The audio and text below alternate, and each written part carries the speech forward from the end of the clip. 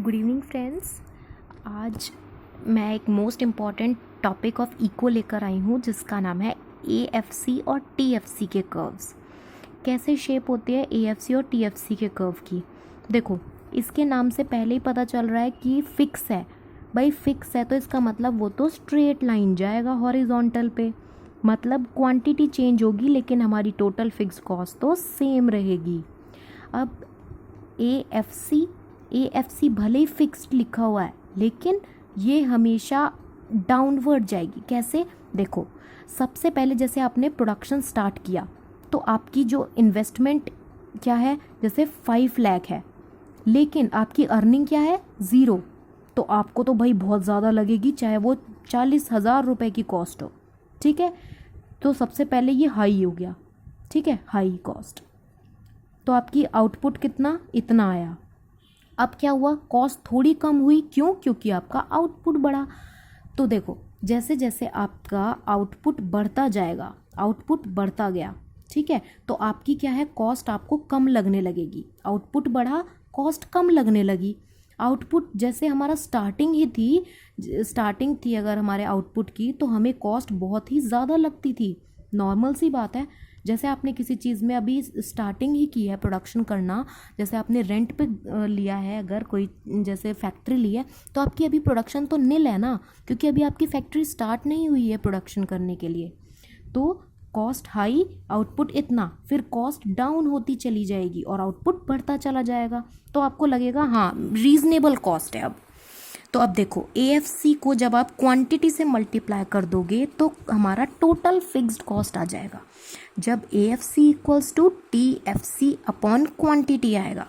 ठीक है, TFC को जब आप, ऑब्वियस सी बात है, जब Q इंटू ये है, तो अब जब आप AFC को इक्वल करोगे तो TFC अपॉन Q आएगा ना, डिनोमिनेटर में शिफ्ट हो जाएगा। अब देखो, एज आउटपुट इंक्रीज, जैसे हमारा आउटपुट इंक्रीज होगा TFC रिमेन्स फिक्स्ड। TFC तो हमारा फिक्स ही है, आउटपुट हमारा अगर इंक्रीज भी हुआ तो भी ये फिक्स ही रहेगा।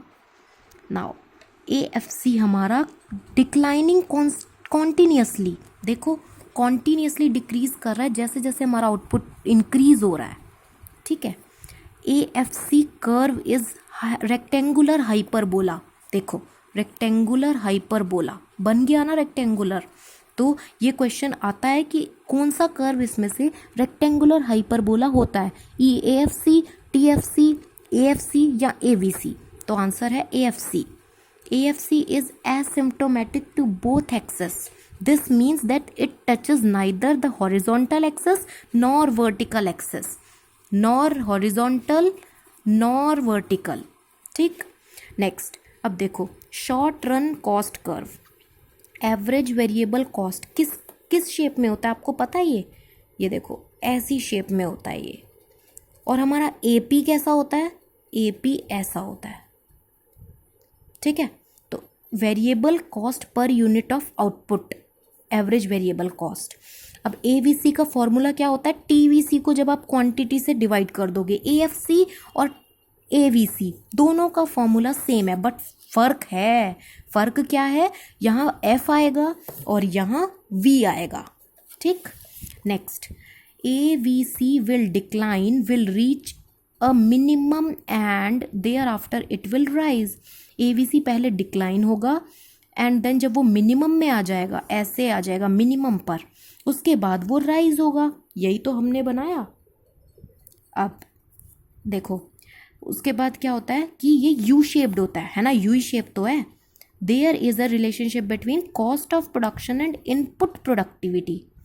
क्या रिलेशन होता है, किसके बीच में रिलेशन होता है? Between cost of production and input productivity. अब देखो, AP राइज हुआ, देन रीच मैक्सिमम। देखो AP क्या है, राइज हुआ AP और अब पहुंचा मैक्सिमम पर। ठीक, मैक्सिमम एंड डिक्लाइन, उसके बाद वो ऐसे करके डिक्लाइन हो गया। AVC must fall, reach minimum. देखो, जैसे वो हाईएस्ट पे पहुंचेगा ना, तो AVC मिनिमम पर होना चाहिए। ये पूछ सकते हैं कि मतलब ये दो कर्व ऐसे कौन से हैं कि जब वो मैक्सिमम पर जाएगा तो वो मिनिमम पर जाएगा? तो AP और AVC ठीक। Thereafter A P curve is reverse of A V C. A P curve हमारा ए वी सी का रिवर्स है। क्यों? क्योंकि वो ये ऐसे है और वो ऐसे है। ठीक है। तो upper panel shows that is as use of labour increase A P rise. जैसे जैसे आप लेबर का यूज ज़्यादा करोगे, ये देखो, तो ए पी हमारा इंक्रीज होगा। ठीक है। And then A V C decline, और ए वी सी हमारा डिक्लाइन होगा। देखो, जब आपने इतने लेबर यूज़ किया तो आपकी कॉस्ट इतनी थी, जब आपने इतनी कॉस्ट बढ़ाई तो लेबर आपके, देखो, है ना, लेबर बढ़ाए तो कॉस्ट भी कम हो गई। देखो, जैसे जैसे आप लेबर ए वी सी में बढ़ाओगे ना, एक ऐसा पॉइंट आएगा जहाँ आपकी कॉस्ट सबसे कम होगी लेकिन लेबर बहुत ज़्यादा होगी। ये आपका होगा पॉइंट, ऐसा पॉइंट जो कि कॉस्ट इफेक्टिव होगा। ठीक है, कॉस्ट इफेक्टिव। अब देखो, ए पी राइज हुआ, ए वी सी मिनिमम हो गया। A P maximum, A V C minimum. A P minimum तो ए वी सी मैक्सिमम। जब ए पी मिनिमम है तो देखो मैक्सिमम हो गया ए वी सी, है ना। चलो, आज का मैंने सिर्फ यही टॉपिक रखा था, ए एफ सी और हमारा T F C, A P और ए वी सी। अगर आपको वीडियो पसंद आई हो तो प्लीज़ लाइक, शेयर और सब्सक्राइब करना ना भूलें। Thank you so much friends.